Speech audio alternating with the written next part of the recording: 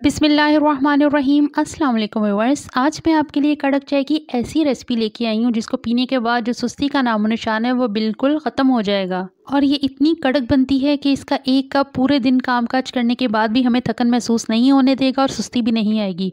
तो रेसिपी शुरू करते हैं। यहाँ मैंने एक सॉस पैन लिया है और इसमें 1 कप पानी का मैंने ऐड किया है और कुछ गर्म मसाले लिए हैं जिसमें 1 बादियान का फूल, 2 लौंग, 3 अदद इलायची जिसको मैंने खोल लिया है और एक जो है छोटा दारचीनी का टुकड़ा। पानी गर्म हो चुका है और इसमें अब ये मसाले ऐड कर देंगे और यहाँ फ्लेम को जो है वो लो कर देंगे और इसे कवर करेंगे ताकि जो हमारे मसालों का फ्लेवर है और इनका जो कलर है वो पानी में आ जाए। 5 मिनट इनको पकाने के बाद इसमें अब चाय की पत्ती ऐड करेंगे।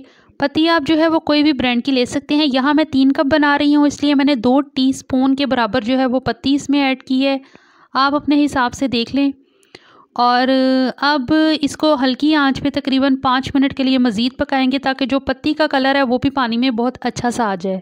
अब आप देख रहे हैं कि कलर कितना अच्छा जो है इसका आ चुका है। अब इसमें मैं 3 कप जो है वो दूध ऐड कर रही हूँ। दूध आप कोई भी ले लें, मैं फुल क्रीम मिल्क है वो ले रही हूँ। दूध डालने के बाद अब इसमें हस्बे ज़रूरत चीनी है वो ऐड करेंगे जितनी आपको पसंद है। तो अब यहाँ फ्लेम को जो है वो हाई करेंगे और जो है वो चम्मच से, किसी भी डीप चम्मच से अच्छी तरह से चाय को जो वो फेंटेंगे और उबाल आने के बाद इसकी जो फ्लेम है हम लो कर देंगे और 5 मिनट हम इसी तरह इसे फेंटते रहेंगे।